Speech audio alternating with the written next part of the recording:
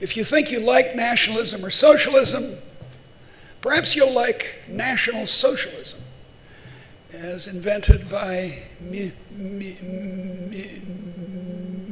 Mussolini and Hitler in the 1920s and 30s.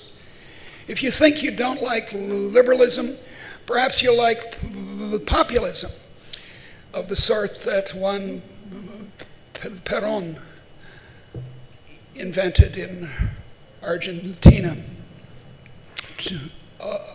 for which the Argentinians are still paying the price.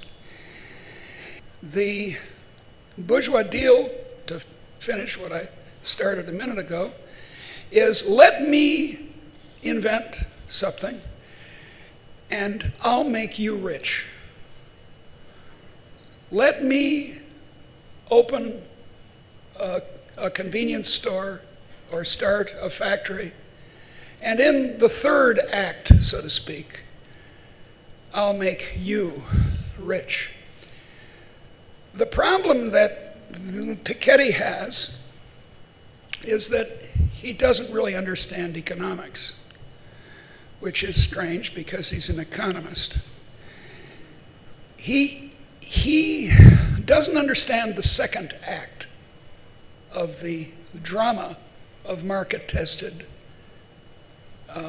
invention. In the second act, competitors imitate me, who invented the internet or the hairdressing salon. So it's not true, as he believes, that the rich get richer and the poor get poorer. That old proverb, which you undoubtedly have in Spanish too, is true of the world we left in 1800. The world that we left behind when we became a little bit and then a lot liberal, allowing everyone to have a go, not having occupational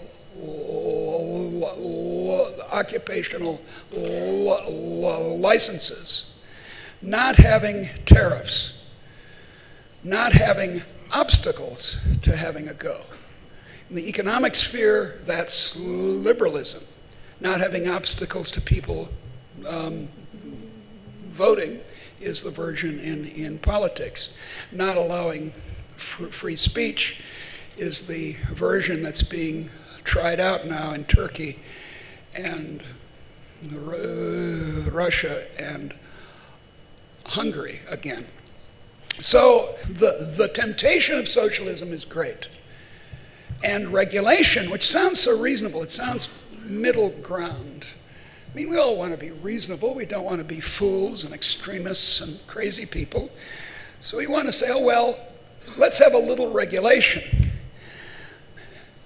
But the problem is that regulation regularly gets taken over by the industry it's supposed to regulate. You're having a debate right now about Uber in Santiago. I hope you don't over-regulate it, because it's one of these technologies that can improve national income, that can make people much better off. The Uber drivers go into the poor neighborhoods. They don't stay just downtown. It's all together. Sometimes it's more expensive, sometimes it's less. But regulation of taxis around the world tends to be, I mean, almost always, I've not ever seen an exception, is in the interest of the owners of the taxi. And the owners of the taxi are usually not the drivers. And even when they are the driver as the driver can't earn more than what an unskilled worker can, because that's what he is. But as an owner of a very expensive taxi license, he's a capitalist. And he wants to protect his capital value, which sounds reasonable enough, except you get hurt. So if we go down the way of nationalism and socialism to National Socialism, or the moderate path of regulation, we simply cripple this engine of liberalism. Just a few more words. One is this word. We've got to take back the word liberalism from our opponents, many of whom are my friends, and declare to them that liberalism is not the same as a reactionary conservatism. It's not, I've got mine, to hell with you. That's not liberalism. You, under liberalism, under this 18th century idea, should be allowed to have a go. That means freedom of enterprise, freedom of speech. It means laissez-faire. When the French government came early in the 18th century to some people in business and said, what do you want us to do to make France great again, to use an unfortunate locution? They said, laissez-faire, laissez-passer. Leave us alone. That's how we become rich. Rich, I mean adequately so. We can't make the poor better off by stealing from the rich. But it shouldn't be our purpose as liberals to make the rich richer. That's not the purpose. We should say at the beginning of our speeches, and here I am at the end, saying that what liberalism is for poor people. I got into economics, as most economists did, to help poor people.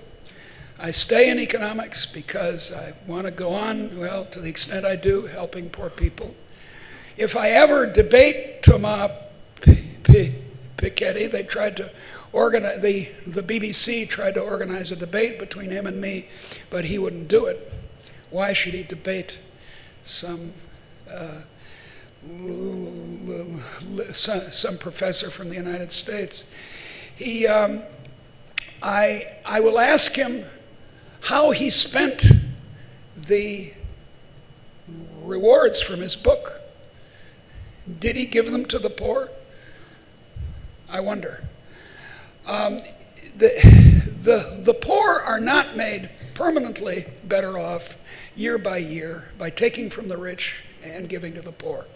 A certain amount of that, as a Christian liberal, I'm in favor of.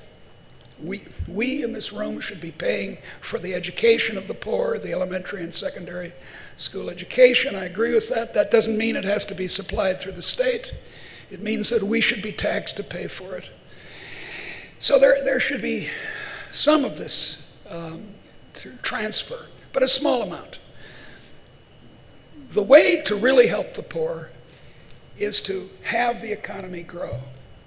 And the way the economy grows is not through the government choosing winners. It's not through investment projects. It's not through intervention by the wise heads in Parliament. It's allowing people to have a go.